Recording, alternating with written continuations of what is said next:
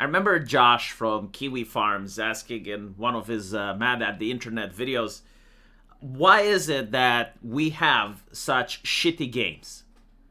Despite the fact that people can now crowdfund, despite the fact that you don't have to build your own game engine anymore, you can just pay a subscription to an already existing one and use that. Despite the fact that there are a lot of assets in bundles that you can buy, making a video game now should be really easy. And the indie scene should be an explosion of creativity. And you would have like a variety of content, like much better than it used to be in the early 2000s. And yet, despite all that, you get a lot of slop. And I want to explain as to why that is, and I'll use this game, The Great Rebellion, as an example. And as you can see, the developer is claiming that Nintendo of America and Europe banned The Great Rebellion because it determined that it contains content that could be damaging to Nintendo's reputation or brand. So basically, something incredibly vague. But I want you to understand just how devastating this is for the developers.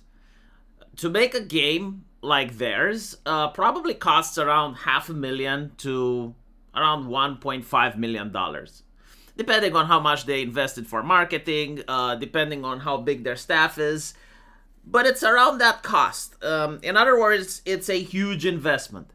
And usually you have developers that are working for absolute peanuts, barely making minimum wage, and slaving over a game for 2, maybe 3 years, in the hopes that when it will actually sell, they will be able to get a percentage of the sales. That's pretty much how the indie scene works.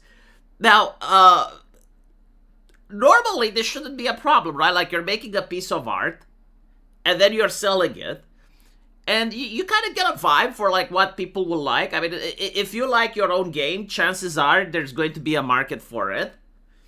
And the last thing that you expect is like before the launch to be told, no, actually we're not going to sell your game. And the thing is, like, your entire business plan is built around these platforms. And the level of uncertainty, the level of risk that an indie game developer is taking whenever making something is phenomenal. And so why is it that Nintendo decides, yeah, we're not going to sell this because it could damage our brand? Like what exactly does that mean? And what it means is that in the West, people have decided to politicize art. And you don't allow the artist to just create whatever. There's an entire bureaucracy around what is and isn't permissible. And the interesting thing is that most people are unaware that this bureaucracy even exists. Like, most people genuinely think that someone at Nintendo, probably an HR lady or someone, looked at the game and decided, yeah, it could possibly damage our brand. And so they made this decision. In reality, what's happening is that apparently in this game, you get to play as a neo-Nazi. Now, I don't know if the game actually glorifies the neo-Nazi or not, but I'm pretty sure like there's a huge chunk of the population that doesn't really have a problem with that because it's fictional. Like, if in GTA you get to play as a gangbanger, if you have a video game like Manhunt that sold really well and you get to play as a serial killer, it's kind of safe to say that in video games, in the land of escapism, as long as the story is interesting, or not even that, there should be creative freedom. Like, people should be able to make characters where you get to play as a communist, where you get to play as a serial killer, where you get to play as a murderer. Like, it shouldn't really matter, right? Like, either video games are fiction, and everything should be allowed, or video games are actually real, and then we should allow the military to use them as training simulators. But the reality is that there are laws in the European Union which are against hate speech. And these laws are incredibly vague. And so what Nintendo is actually saying when it's stating that determined that it contains content that could be damaging to our brand, they're not saying, okay, if we sell this game, like, people will actually stop buying Mario Kart. No, what they're saying is that if we sell this game, we don't know if someone from the European Union is going to drag us into a lawsuit, if our names are going to appear on the papers, if our investors are going to pull out, if it's going to be difficult for us to find talent in the United States to hire people in California. Yeah? This is what they are saying. Well, the problem is Nintendo, right? It's also cultural. Like, people voted for these laws. People want to do business with these countries. No one is taking this issue as something that's a problem. In fact, many people, if I go around, they justify. Like, this website that's talking about this, it's called Fandom Pulse. And it's run by an extremist, by a puritanical Christian, which basically says, yeah, pornography shouldn't exist in games. And his definition of pornography includes even a woman in a bikini. I'm not kidding, right? And so you get to see that people covet this. Like, they genuinely want more of the bureaucracy.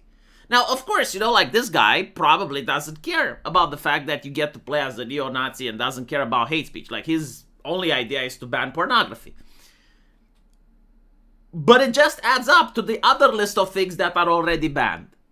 Like, even if he himself says, no, everything else should be fine, right? He's not a dictator of entertainment. Like, entertainment now is just like a mountain of taboos that keep getting added, and they keep adding and adding and adding to the point where you only get, like, the slop that AAA is doing. And then you understand why AAA is doing slop, because they actually invest hundreds of millions of dollars, and they can't afford to have a situation where Nintendo would say, yeah, we're not going to publish your game. And so you end up with GTA removing the hookers from the game, removing all of the jokes about trans people, removing this and that, right, when they make a remake, in order to sanitize the game and to make sure that it actually passes. Because the maze of censorship is phenomenal.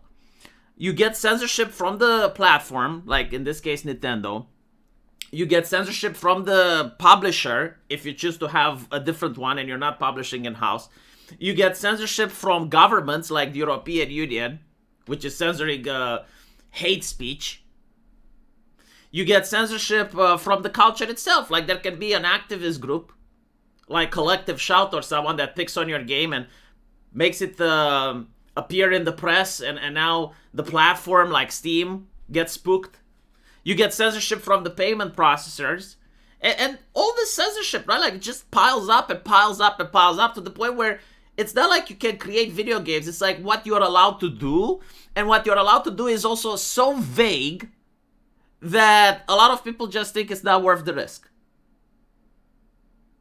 Honestly, like, making a video game is as risky as selling drugs now. Like, think about it, right? Like, you're not going to end up in prison, but you can end up with a debt of $1 million or so, because now you have a game that's good, people would want to play it, but no one is willing to sell it. And it keeps getting worse, to the point where people who make video games in communist China actually have more freedom, because China also has censorships. But they didn't stack up to this level. Like, in China, everything is controlled by the state, and so, like, the state just gives a list of things that are censored. While in the West, as I mentioned, it's like, you just don't know where it can come from. It's like, oh, the payment processor, bam. Public outrage. Like, for example, here, why is it that it was 1 day before release, right? So, like, they allowed the developers to keep adding money into the pot, and to keep investing their time and effort, only to be told 1 day before that they're not allowed to sell it.